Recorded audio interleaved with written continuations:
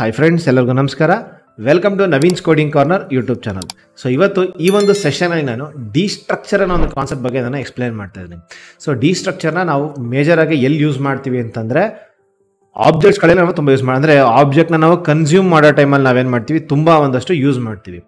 So ಇದ್ರದ್ದು main impact, for example ನಾವು ಒಂದೋ ಎರಡೋ ಆಬ್ಜೆಕ್ಟಲ್ಲಿ ಇದ್ದಂಥ ವ್ಯಾಲ್ಯೂ ಇದ್ದಾಗ ನಮಗೆ ಅಷ್ಟು ಗೊತ್ತಾಗಲ್ಲ. ಬಟ್ ರಿಯಲ್ ಟೈಮಲ್ಲಿ ಒಂದು ಕಂಪ್ಲೀಟ್ ಪ್ರಾಡಕ್ಟ್ ಅನ್ನೋ ಥರ ತಗೊಂಡ್ರೆ ಆ ಥರ ಒಂದು ಸಿನಾರಿಯೋಗಳಲ್ಲಿ ತುಂಬ ಒಂದಷ್ಟು ನಮ್ಗೆ ಏನಾಗುತ್ತೆ, ಯೂಸ್ ಆಗುತ್ತೆ.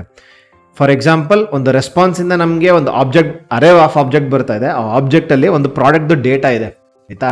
ಪ್ರಾಡಕ್ಟ್ ಡೇಟಾನ ನಾವು ಡಿಸ್ಪ್ಲೇ ಮಾಡಬೇಕು ಅನ್ನೋ ಟೈಮ್ಗಳಲ್ಲಿ ಡಿಸ್ಟ್ರಕ್ಚರ್ನ ಮಾಡಿಕೊಂಡ್ರೆ ಲೈಫ್ ಈಸಿ ಆಗುತ್ತೆ ರೆಂಡರ್ ಮಾಡೋದಕ್ಕೆ. ಸೊ ಯಾವ ರೀತಿ ಇರೋದನ್ನು ನಾನು ಈ ವಿಡಿಯೋದಲ್ಲಿ ತಿಳಿಸ್ಕೊಡ್ತಾ ಇದ್ದೀನಿ.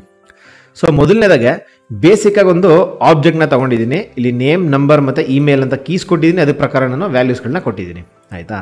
ಫಾರ್ ಎಕ್ಸಾಂಪಲ್, ನಾನು ಒಂದು ಫಂಕ್ಷನ್ ಇದೆ ನನ್ನ ಹತ್ರ ಈಗ, ಓಕೆ. ಆ ಫಂಕ್ಷನ್ನಲ್ಲಿ ನಾನೇನು ಮಾಡಬೇಕು, ಇದನ್ನು ನಾನು ಕನ್ಸೋಲ್ ಮಾಡಬೇಕು ಅಂತ ಅಂದ್ಕೊಂಡ್ರೆ ಯಾವ ರೀತಿ ಮಾಡ್ಬೋದು, ನಾನು ಲಾಗ್ ನೇಮ್ನ ನಾನು ಕನ್ಸೋಲ್ ಮಾಡಬೇಕು ಅಂತಂದರೆ OBJ ಡಾಟ್ ನೇಮ್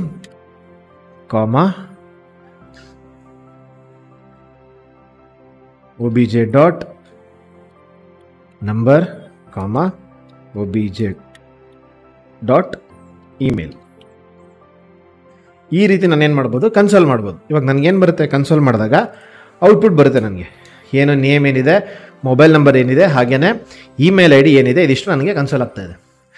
ಜಸ್ಟ್ ಯೋಚನೆ ಮಾಡಿ, ನಾನು ಇವಾಗ ಇಲ್ಲಿ ಏನು ರೆಂಡರ್ ಮಾಡ್ತಾ ಇದ್ದೀನಿ, ಇದು ಒಂದು ಪ್ರಾಡಕ್ಟ್ದು ಕಂಪ್ಲೀಟ್ ಡೇಟಾ. ಅಂದರೆ ಪ್ರಾಡಕ್ಟ್ ಟೈಟಲ್ ಆಗ್ಬೋದು, ಪ್ರಾಡಕ್ಟ್ ಪ್ರೈಸ್ ಆಗ್ಬೋದು, ಪ್ರಾಡಕ್ಟ್ ನೇಮ್ ಆಗ್ಬೋದು, ಇಮೇಜ್ ಆಗ್ಬೋದು, ಡಿಸ್ಕ್ರಿಪ್ಷನ್ ಆಗ್ಬೋದು, ಅಥವಾ ಅದರೊಳಗಡೆ ನಮ್ಗೆ ಯಾವುದಾದ್ರು ಫಿಲ್ಟರ್ಗಳಿದ್ರೆ, ಆಯಿತಾ, ಮತ್ತು ಕಸ್ಟಮೈಸೇಷನ್ ಏನೋ ಮಾಡೋ ಆಪ್ಷನ್ಸ್ ಇದ್ದರೆ ಅದಕ್ಕೆಲ್ಲದ್ರ ರೆಸ್ಪೆಕ್ಟು ಡೇಟಾ ಇತ್ತು ಅಂತಂದರೆ, ಒಂದು ಆಬ್ಜೆಕ್ಟ್ ಅಂತ ತೊಗೊಂಡ್ರೆ ಮಿನಿಮಮ್ ಅಂತಂದ್ರು ಒಂದು 20 ರಿಂದ 30 ಅದು ಆಬ್ಜೆಕ್ಟ್ ಪ್ರಕಾರ ಒಂದು ವ್ಯಾಲ್ಯೂಗಳಿರುತ್ತೆ, ಆಯಿತಾ.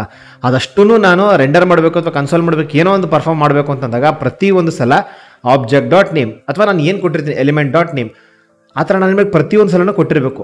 ಇದನ್ನು ಡಿಸ್ಟ್ರಕ್ಚರ್ ಮಾಡಿ ಯಾವ ರೀತಿ ಈಸಿ ಮಾಡ್ಕೋಬೋದು ಅಂತಂದರೆ, ಮೊದಲನೇದಾಗಿ ಲೆಟ್ ಅಂತ ಕೊಟ್ಟಿರ್ತೀನಿ, ಒಂದು ಆಬ್ಜೆಕ್ಟ್ ತೊಗೋತೀನಿ. ಈ ಆಬ್ಜೆಕ್ಟ್ ಒಳಗಡೆ name email number is equal to, ನಾನೇನು ಮಾಡ್ತಾ ಇದ್ದೀನಿ, ಆಬ್ಜೆಕ್ಟ್ ಅಂತ ಕೊಟ್ಟಿರ್ತೀನಿ. ಸೊ ನಾನಿಲ್ಲಿ ಏನು ಮೆನ್ಷನ್ ಮಾಡ್ತಾಯಿದ್ದೀನಿ ಈ ಲೈನಲ್ಲಿ ಅಂತಂದರೆ, ಆಬ್ಜೆಕ್ಟ್ ಒಳಗಡೆ ಇರೋ ನೇಮ್, ಇಮೇಲ್ ಮತ್ತು ನಂಬರ್ನ ನಾನು ಡಿಸ್ಟ್ರಕ್ಚರ್ ಮಾಡ್ತಾ ಇದ್ದೀನಿ. ಸೊ ನೆಕ್ಸ್ಟ್ ನಾನು ಎಲ್ಲೇ ಬರೆಯುವಾಗ ನಾನು ಈ OBJ ಅನ್ನೋದು ನನಗೆ ನೆಸರಿ ಇರಲ್ಲ. ಪ್ರತಿಯೊಂದು ಕಡೆ ನಾನು ಏನು ಮಾಡ್ಬೋದು, ರಿಮೂವ್ ಮಾಡಿಬಿಡ್ಬೋದು. ನಾನು ರಿಮೂವ್ ಮಾಡಿದ್ರೂ ಕೂಡ ನನಗೆ ಏನಾಗ್ತಾ ಇರುತ್ತೆ, ಸೇಮ್ ಎಕ್ಸ್ಪೆಕ್ಟೆಡ್ ಔಟ್ಪುಟ್ಟೇ ಬರ್ತಾ ಇರುತ್ತೆ. ಏನಕ್ಕೆ ಅಂತಂದರೆ ನಾನು ಇಲ್ಲಿ ಡಿಸ್ಟ್ರಕ್ಚರ್ನ ಮಾಡಿದ್ದೀನಿ, ಆಯಿತಾ.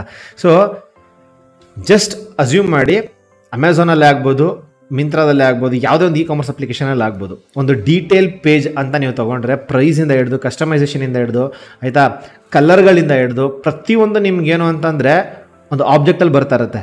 ಅದಷ್ಟು ನಾವು ಒಂದು ಪ್ರತಿ ಲೈನಲ್ಲೂ ನಾವು OBJ ಡಾಟ್ ಅಥವಾ ಎಲಿಮೆಂಟ್ ಡಾಟ್ ಆ ಆಬ್ಜೆಕ್ಟ್ ಏನು ನಾವು ಪ್ಯಾರಾಮೀಟರ್ ಕೊಟ್ಟಿರ್ತೀವಿ ಅದ್ರ ಜೊತೆಯಲ್ಲಿ ಡಾಟ್ ಅಂತ ಹಾಕೊಂಡು ಬರೆಯೋ ಬದಲು ನಾವು ಡಿಸ್ಟ್ರಕ್ಚರ್ನ ಮಾಡ್ಕೊಳ್ಳೋದ್ರಿಂದ ಜಸ್ಟ್ ನೇಮ್, ಇಮೇಲ್, ನಂಬರ್, ಇದು ಓದೋದಕ್ಕೂ ಕೂಡ ಅಥವಾ ಫ್ಯೂಚರಲ್ಲಿ ಯಾರೊಬ್ಬರು ಡೆವಲಪರ್ ಬಂದರೂ ಕೂಡ ಅವ್ರಿಗೇನಾಗುತ್ತೆ, ಈಸಿ ಆಗುತ್ತೆ.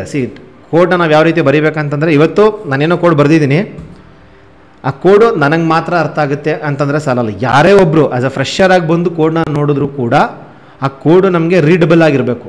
ಸೊ ಇದಾಗಿತ್ತು ಡಿಸ್ಟ್ರಕ್ಚರ್ ಅನ್ನೋ ಕಾನ್ಸೆಪ್ಟ್ ಬಗ್ಗೆ. ಈ ವಿಡಿಯೋ ನಿಮ್ಗೆ ಇನ್ಫಾರ್ಮೇಟಿವ್ ಆಗಿತ್ತು ಅಂತ ಅನ್ಸಿದ್ರೆ ಈ ವಿಡಿಯೋನ ಲೈಕ್ ಮಾಡಿ, ಶೇರ್ ಮಾಡಿ, ಹಾಗೆ ಚಾನಲ್ನ ಸಬ್ಸ್ಕ್ರೈಬ್ ಮಾಡಿ. ಈ ವಿಡಿಯೋ ನಿಮಗೆ ಇನ್ಫಾರ್ಮೇಟಿವ್ ಆಗಿತ್ತು ಅಂತ ಅನ್ಸಿದ್ರೆ ದಯವಿಟ್ಟು ₹10 ಡೊನೇಟ್ ಮಾಡಿ.